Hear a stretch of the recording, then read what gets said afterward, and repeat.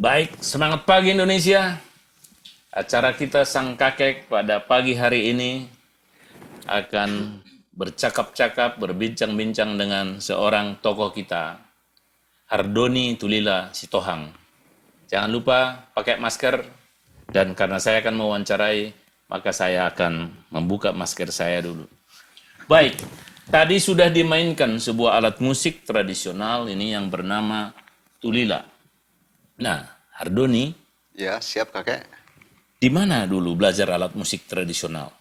Oh, jadi sebenarnya sesungguhnya kakek, kami ini keturunan dari sosok eh, yang dinobatkan sebagai maestro, almarhum Guntur Sitohang. Jadi kami memang sudah terlatih dengan mendengar dan melihat alat-alat musik di rumah, bahkan di lapangan, kira-kira Lapangan. begitu kakek ya. Oh, jadi di rumah, di lapangan, selalu tersedia alat musik dan Selalu bisa. tersedia alat musik. Dan dari situlah belajar alat musik tradisional. Betul kakek, karena memang di usia kita waktu kecil itu kan sering juga datang para bargosi main, lalu kita dengar, kita lihat, secara tidak langsung kan otak kita kan langsung merespon ini kakek ini. Jadi begitu selesai mereka main, lalu kita mulai mukul-mukul nih, itu mulai dari kecil. Jadi ini almarhum Guntur Sitohang sang maestro ini bukan hanya melatih anaknya, tapi melatih orang-orang juga. eh Bahkan bukan hanya orang-orang sampai ke membuat pelatihan guru-guru sampai ke pelosok-pelosok Tapanuli Utara pada masa itu. Oh, luar Ya. biasa ya. Oke. Lalu apakah hanya belajar begitu saja atau ada kira-kira latar belakang pendidikan yang berkaitan dengan musik ini? Tentu ada hubungannya memang kakek. Di saat kita memang kalau kita lihat, kalau saya boleh sedikit ceritakan, memang mulai dari kecil kita kan sudah diperdengarkan alat itu, tentu kan ada niat dan keinginan untuk melanjutkan. Ya. Di mana niat itu bukan hanya saja untuk belajar secara etniknya saja, tapi kita akan belajar kepada etika dan ininya. Maka saya lanjutkan ke S1 Universitas Negeri Medan, Jurusan? jurusan musik. Oh, jadi artinya ini pengalaman latihan di rumah, di lapangan, dilanjut dengan studi tentang seni di Betul, perguruan kakek. tinggi. Iya, Oh, betul, jadi kakek. lengkap Ya. ini ya. Ada pengalaman otodidak di lapangan dari sang ayah, sang maestro, tapi juga dilanjut dengan pendidikan. Kira-kira ada kaitannya bagaimana? Bagus. eh Sangat-sangat ini kakek, di mana pemahaman-pemahaman kita di dalam dunia tradisi secara otodidak atau secara langsung di lapangan itu, apa namanya, ketika kita masuk ke jenjang studi, tentu kan secara informasi, pengembangan, bahkan kepada teori-teori pendekatan barat untuk kita bisa melakukan pendekatan pembelajaran lagi untuk mengembangkan filosofi-filosofi secara akademik kepada halayak banyak. Kira-kira Oh, begitu jadi kakek. dapat kita ilmunya di lapangan, tapi filosofi, musiknya, Iya, kerangka teorinya bisa kita dapat di. betul kakek, betul kakek. Oke, gimana kira-kira pengalamannya bermusik dengan menggunakan musik tradisional? Kalau secara pengalaman kakek, memang bisa udah segudang pengalaman kalau untuk seusia saya sih kakek. Ya. Karena kenapa di usia 4 tahun saya itu udah dibawa ke Pesta Danau Toba pada masa itu masih kecil Oh, kan. main Pesta Man, Danau Toba? kalau ada TV pada masa itu udah masuk kita kategori 4 pemain tahun ya? pemain pemain cilik. Pemain Kalau cilik. sekarang kan sedikit-sedikit udah viral. Kalau dulu kan Nggak belum ada, bisa belum ada. kategorikan viral karena medianya masih terbatas. Oke. Tapi begitu pun masa itu memang kita sudah dijuluki si pemain cilik. Oh, Lalu berkembang karena memang ya. pemahaman kita bagaimana proses pengembangan ini sampai kita kepada akademik, lalu pernah kita juga membawa tim anak-anak ke Istana Presiden tapi sebelumnya memang kita mengikuti kompetisi dulu Ya. 34 provinsi. Festival musik tradisional tingkat anak-anak dalam rangka Hari Anak Nasional. Jadi hanya 2 piala yang diperebutkan. Hmm. Dan itu 7 juri, kakek. Oke, ya. kita pemain terbaik dan pemain terfavorit. Jadi saya di Se-Indonesia? Iya, se-Indonesia. Okay. Yeah. Dan saya juga mendapatkan penghargaan dari Presiden RI sebagai tim Ranger Pelatih, pelatih Ranger. untuk anak-anak yang terbaik. Oh gitu. Sesudah itu apa lagi kira-kira? Saya Di juga dunia internasional mungkin? kalau internasional saya juga pernah dari Prancis, saya juga pernah dari Australia dan masih ada Vietnam, ada Taiwan, masih banyak. Kalau negara-negara tetangga mah kakek lebih sering ke tetangga daripada ke kampung. Oh iya, jadi lebih sering ke negara jiran tetangga kita daripada pulang kampung. Karena di Kampungnya di mana ini? Di Harenboh kakek. Harenboh itu di mana itu? Samosir, Kabupaten Samosir. Ya. Harenboh, Kabupaten Samosir. Ya. Jadi lebih sering ke luar negeri, tetangga ini, negara tetangga daripada pulang. Daripada pulang, dari ke Harenboh. Oh begitu. Karena ya? Malaysia itu bisa dikategorikan bisa 2 kali event setahun. Oh ya? Penang Per dan Festival Gendang Malaka. Oke. Nah kita kembali dulu ini ke alat musik ini. Ini kan unik ini. Hanya ini nggak sampai sejengkal ini kalau kita. Tapi kok bisa tadi memainkan lagu Argado Bonani Pinasa ya? Betul. Bisa dijelaskan kira-kira tulila ini apa ini?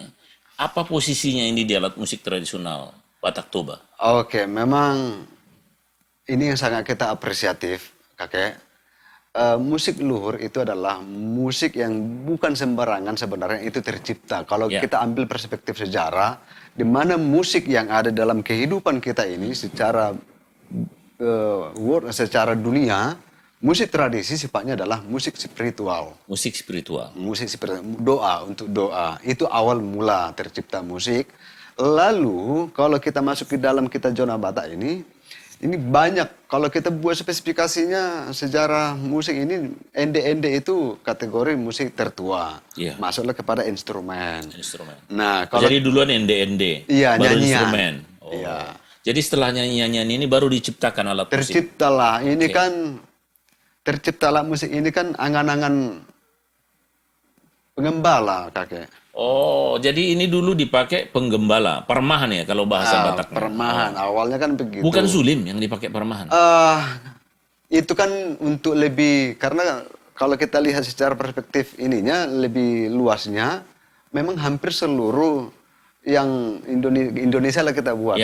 Hampir seluruh permahan atau pengembala itu pasti simboliknya adalah pemain alat musik. Seruling. Iya, pemain seruling. Nah, tapi kalau kita kaji, itulah yang saya bilang tadi, kakek. Seruling itu, di tanah Batak itu, setelah masuknya Barat. Oh, setelah masuknya Injil dan pengaruh Barat. Betul, pengaruh Barat. Oh, sebelum itu belum ada? Belum ada. Yang ada itu alat tiup bambu itu, ada tulila, ada sordam, ada lagi sarune bulu. Nah itu ada sarune bulu? Ada sarune bulu, satu badan dia sarune. Kalau sekarang itu disebut dengan sarune etek. Nah, jadi kalau masuk kita kembali kepada tulila ini, kakek, sangat luar biasa sebenarnya. Sang luhur kita menciptakan bukan satu jengkal begini, tapi seperti ini. Oh ya. Oh, nggak sampai satu jengkal. Nggak sampai. Apa namanya nih? Inilah yang disebut dalam istilah Batak itu sajokal tuduk. Sajokal tuduk. Nah, tados tutano, nasukok tu langit. Tadus tutano, sukot tu langit. Apa artinya kira-kira? Artinya bagaimana kita sebagai manusia yang ada di bumi, kiblatnya ke langit. Artinya langit itu adalah kepada Tuhan. Oh, jadi hubungan vertikal ini. Hubungan antara vertikal. kita yang hidup di bumi dengan sorga gitu. Surga. Lalu kalau kita ambil lagi posisi seperti ini kan posisi jari kita juga sudah menunjukkan sebenarnya. Selalu menunjuk ke atas dan ini adalah filosofi ke horizontal. Yang ini vertikal. Vertikal. Oh, jadi ini horizontal dan vertikal. Horizontal dan filosofi vertikal. Sekali memang. Iya, memang sangat luar biasa luhur kita, kakek. Oke. Nah, sumbernya juga ini berawal dari kan zaman-zaman nenek moyang kita kan kedekatan kepada semesta, kedekatan kepada alam, komunikasi dari alam menjadi sebuah kehidupan komunikasi antara sosial, antara manusia dengan penciptaan Tuhan. Jadi sumber bunyi-bunyi ini kenapa disebut tulila, kakek? Suara elang. Suara elang. Tuli, tuli, tuli, tuli. Oh, jadi ini dari suara elang, mirip. Itu yang tadi yang saya buat. Jadi kalau pemahaman mitos, Ya. dan mungkin sekarang masih banyak juga Kalau di kampung ya. opung-opung kita di kampung, kalau bunyi elang, itu pertanda ada kabar buruk. Sebenarnya identiknya kepada kabar buruk. Ada sesuatu yang akan Ada sesuatu terjadi. yang akan terjadi. Nah begitu juga tulila ini kakek. Ya. Bukan berarti sesuatu yang terjadi itu adalah tentang negatif, tapi adalah keluhan, pergumulan seseorang. Jadi kayak penyambung aspirasi lah ini. Penyambung aspirasi, doanya supaya terluapkan kepada semesta, melalui semesta sampailah ke... Nggak bisa lagi dikatakan musik lah yang dipakai untuk menyampaikan. Begitu kira-kira. Jujur sebenarnya itu dari situ sebenarnya kalau kita ambil dari ende-ende masuk kepada instrumen, kira-kira. Kalau dulu sebelum ini ada ende-ende, tapi dilampiaskan dengan alat musik, inilah musik instrumen yang Betul, diciptakan. kakek, iya. Luar biasa. Jadi kenapa ini harus diangkat kembali lagi dan dipopulerkan lagi tulila ini oleh namanya Hardoni Tulila Sitohang ini? Jujur sebenarnya kakek, saya cemburu kepada, tapi cemburu positif ya kakek ya. Bisa pula musik Indian sampai ke kampung kita, ke pelosok-pelosok sana, informasinya. Iya. Ya. Sementara kita punya musik yang jauh lebih dahsyat, kok nggak sampai di kampung kita? Oh gitu. Ini masalahnya. Itu yang pertama. Oh gitu ya. Apakah mungkin kita lupa dengan musik ini, alat musik ini pernah ada mungkin dijajah oleh seruling baru ini? Ada dari pandangan dua sisi sebenarnya kakek. Yang pertama, memang ini instrumen tunggal. Tunggal. Oh ini. Bukan dalam konteks dipakai dalam upacara. Nah, dia berdiri sendiri dan bukan untuk dipublikasikan. Oh. Karena kan ini homian dan berdoa kepada ke internal. Ya. Nah, yang kedua memang keterbatasan saat itu, keterbatasan tulila ini hanya sound, efek sound. Oh, teks. Bukan dalam konteks melodi seperti seruling. Nah, itu salah satu sebenarnya.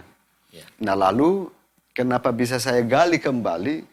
Ini secara sound, itu yang seperti yang saya bilang tadi kakek, secara sound mirip dengan pan flute Indian. Oh ya, pan flute di India. Makanya kayak gini rambutku kakek. Oh, ada hubungannya ya? Ada hubungannya. Tulila dengan rambut ya? Ada hubungannya kakek. Luar biasa. Tokoh kita. Nah, jadi saya coba gali kembali kakek.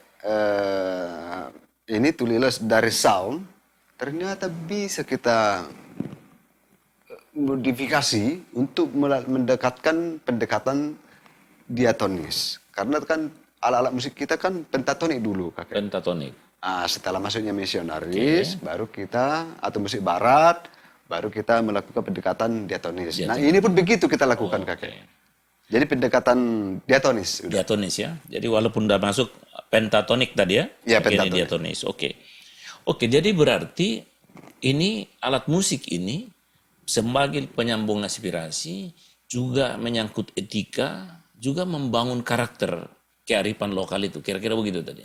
Sangat setuju kakek. Sangat setuju. Dan itu yang mau kita harapkan, di mana saat ini peran pemerintah juga, tokoh-tokoh budaya, pemerhati budaya seperti sang kakek ini, pemerhati yang sangat luar biasa ini sang kakek ini.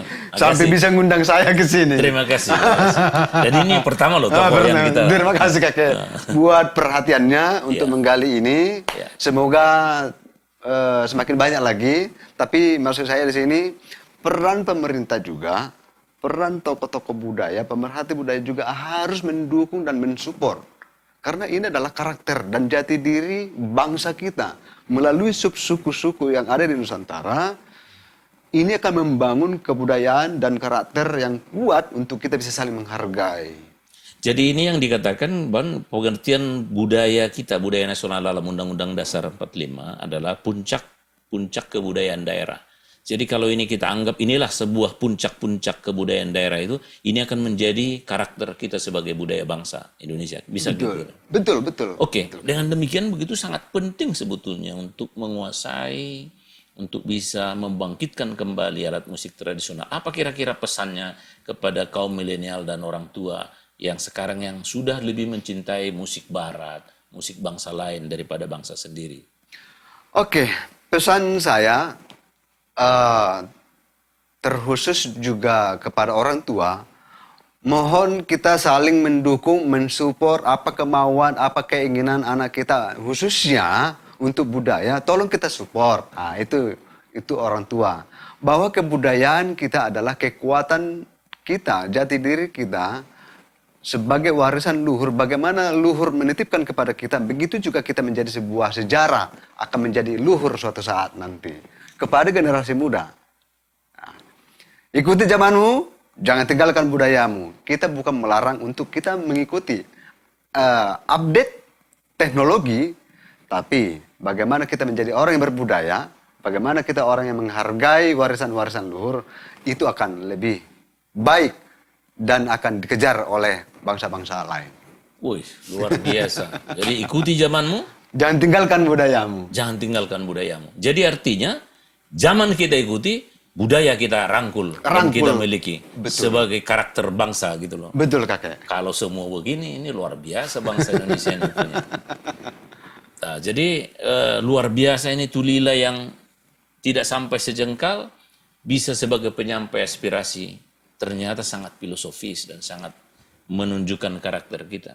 Kalau semua alat-alat musik etnik kita bisa kita kembangkan, bangkitkan sebagai ciri khas dan karakter bangsa, saya pikir bangsa ini tidak goyah. Mari tetap kita sesama pelaku seni, mari kita saling merangkul, Ya. mari kita saling menjaga hubungan baik kita agar bisa menjadi contoh-contoh kepada generasi-generasi yang akan datang. Baik, para pendengar, saudara-saudara, Bapak Ibu, kita sudah mendengarkan tadi bagaimana Hardoni Tulila Sitohang mengangkat kembali Tulila untuk bisa kita nikmati, kita dengar. Ada ungkapan Alvin Toffler, peramal sebelum berakhir abad 20, dia mengatakan globalisasi akan menindas segala identitas sehingga kita semua menjadi sama dalam era globalisasi.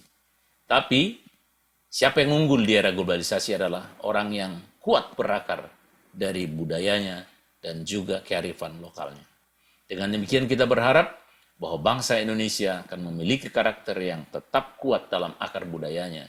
Karena dikatakan tadi, ikuti zamanmu, jangan tinggalkan budayamu. Mari kita rangkul, peluk, dan kembangkan budaya kita sebagai karakter bangsa. Dan juga kita menjadi bangsa yang unggul dalam era globalisasi.